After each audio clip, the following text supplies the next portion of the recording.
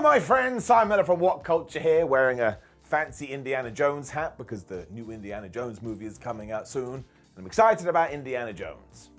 We really shouldn't be talking about this. But we are halfway through 2023, so I thought I would take my finger of power, which is not a euphemism, and give the good bits an up and the bad bits a down when it comes to All Elite Wrestling so far. That's right, we're going to judge the first 6 months, because that's just what we do. So let's do exactly that, and up those downs. Go. So let's start with pure joy and a match that only happened recently as I am saying these words, and let's go back to Double or Nothing 2023 and the anarchy in the arena. It continued on AEW's very good record of saying, hey, we've come up for a name for a match that is absolutely going to tie in, because this was most definitely in an arena, and it was pure anarchy. But I got to see it live, and it was deliberately impossible to keep up with all the battles as it came across on TV too. And just think about the things we saw here. I mean, Matt Jackson got pile driven into a car, John Moxley was smashed into some glass, Wheeler Yuta was Northern Light suplex all the way down the entrance ramp, and we had a fire super kick. This was literally madness. I also really didn't know who was going to win, which always adds a little bit of extra something. And by the time people were about to be screw-driven right in the face, I was like, yeah, I'm having a good time, which makes me some kind of sicko. The true joy was having a sports entertainment finish, which of course is going to tie into an even bigger storyline, when Don Callis and Takeshita turned on the Elite, allowing the Blackpool Combat Club to win. And it could be anarchy in the arena that sees Ibushi and Okada coming to All Elite Wrestling.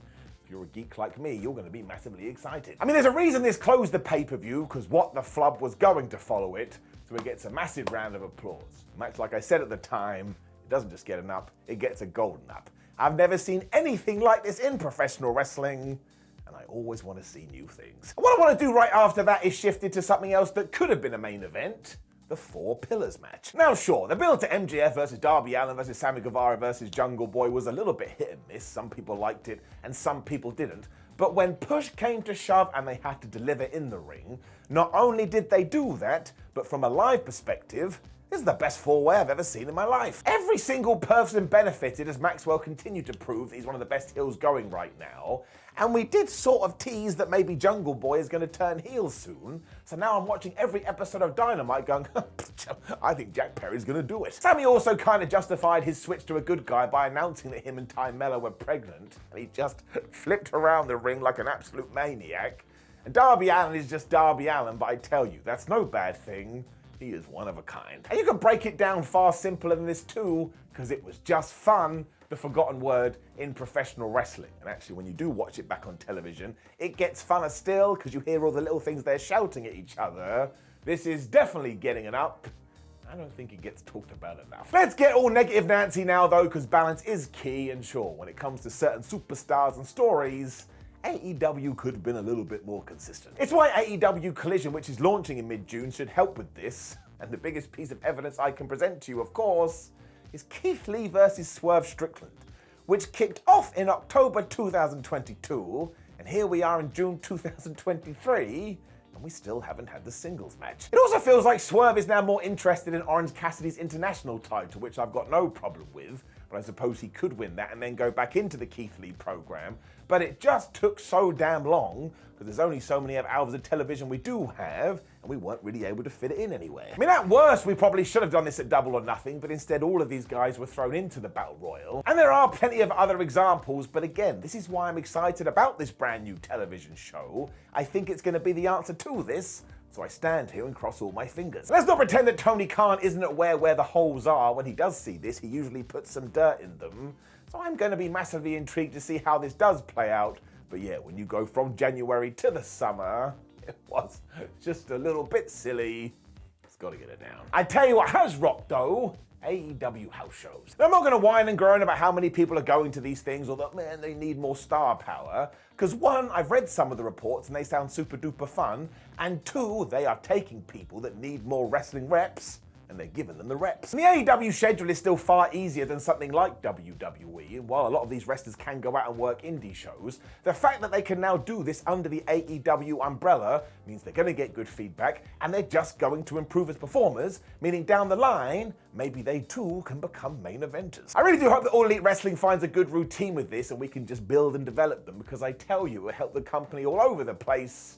That's why I'm giving it an up. As I am when it comes to everything to do with Hangman Adam Page, 'Cause like a good cowboy, this guy doesn't miss. I mean, his war with the Backball Combat Club did see him make up with the Elite, which led to the Anarchy in the Arena match, which we've already talked about. And he had that Texas Death Match with Jon Moxley. Now look, this was a little bit too violent to my tastes, but it was called a Texas Death Match. So what in the flub were we expecting? More importantly than all of that is that when you actually look at this narrative, there are so many callbacks even to 2 years ago. So if you are the type of nerd that likes to get invested in this stuff, you felt rewarded for watching AEW Dynamite week in, week out. Also, Hangman Adam Page is just a terrific wrestler, and he seems to be getting better. It was also just lovely as well to see Adam and Kenny Omega get back on the same page and be like, oh my gosh, we're friends again. And of course, now they're in love with the Young Bucks. So yeah, sometimes I just like being hit in my emotional gland and my warm and fuzzy in the tum-tum gland. These two things are very important to me. And we've already mentioned it once, but we'll mention it too. Let's just say AEW Collision and be super positive and give it an up. Hasn't even started yet. And I know, once again, ticket sales haven't been great, but I don't need to worry about that. And tying into what we talked about earlier, I think this could serve as the great big reset for AEW, where we can build new stars and get wrestlers we haven't seen in a while back on television. Once again, Tony Khan isn't stupid, and he will know this needs to be more WWE SmackDown than WCW Thunder, and he will have learned a thing or two from Rampage. Also, Miro is going to be on Collision. And if you've ever watched any of my videos, you know I love that man.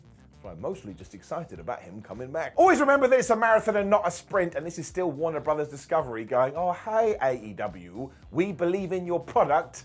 That is no bad thing for the wrestling industry. Switching gears again though, I do think it's fair to say that in the first half of 2023, TNT title has been a little bit indifferent. You could even argue that it did get lost in the shuffle and that the international title took its place, and I don't even mind that it got hot potatoed. It's meant to be a television championship, so you should see it changing hands on television.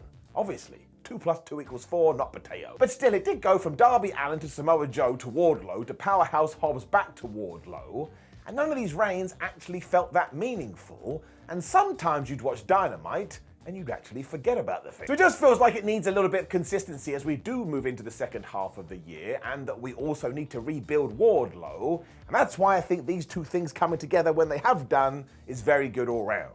But we're not worried about the future, we're worried about the past. Down. Going back to specific matches though, we also had Bryan Danielson versus MJF at Revolution for the AEW World Championship. I'm just gonna say it. I totally believe this. I think it's probably the best Iron Man match ever. I mean, it was another 5-star classic, and while I do start thinking about the SmackDown one between Brock Lesnar and Kurt Angle, and that one at Judgment Day between Triple H and The Rock, I would actually rate this one above both of those two.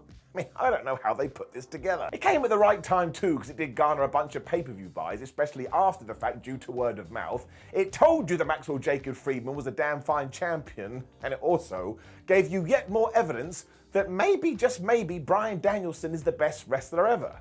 And I haven't heard the argument against it. If you haven't seen this, I would absolutely implore you to change that today. When you get into the last 10 minutes or so, it's so damn emotional, it's so damn violent, and there are so many twists and turns.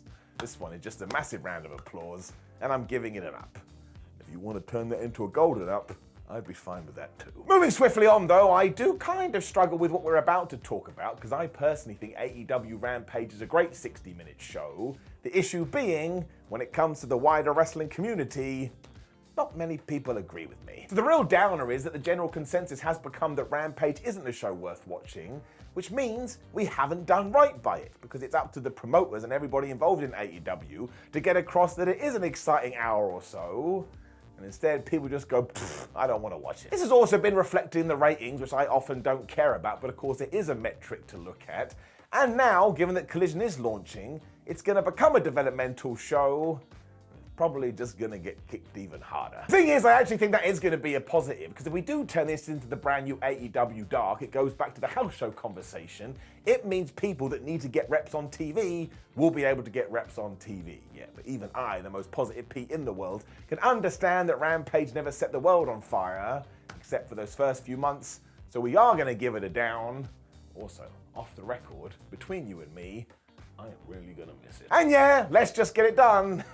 all the madness with CM Punk. Now, like a broken record, I shall reiterate that everybody involved in this situation is a human being, so you have to think about their mental well-being, you have to think about their health, and you have to think about their happiness. That's way more important than wrestling.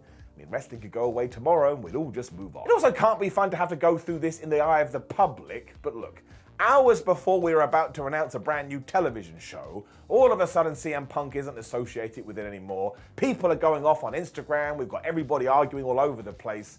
Sometimes you just look to the skies and go, I just want to focus on the television shows. What the hell is happening? It also started to overshadow the product which you never want, and while personally I am quite excited about CM Punk coming back because I do think he will help, you do have to give this a down. This has got way too out of control, and I really hope we're done with it. I don't want to go through it again. Let us end on the highest of highs, though, and something that nobody expected.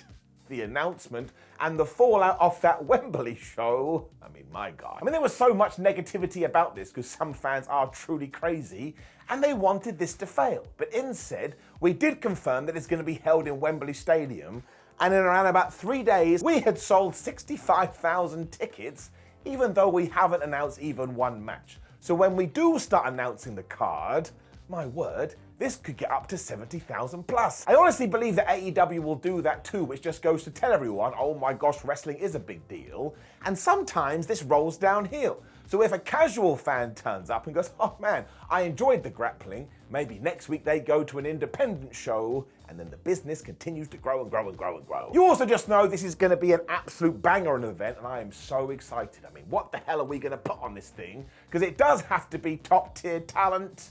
I actually can't wait until August. I think it's going to be fantastic. And you damn right it gets it up. So as I always say, we have deliberately left out some moments so you can debate them in the comments below and you can tell me how wrong I am. But please do like the video, share the video and subscribe. There'll be a video on the screen which will be ups and downs for WWE so far in 2023. So click that. And of course you can find us on social media at What Culture WWE and Simon at 316. And you won't believe this. We have a website with wrestling news on it. Check it out. My name is Simon for What Culture. Thank you as always for supporting the Ups and Downs show that does go live every single week multiple times as I watch all the wrestling because you don't have to. I gave up sleep and it will probably kill me 10 years earlier than I should have died. But we live for the content and we die by the sword. What?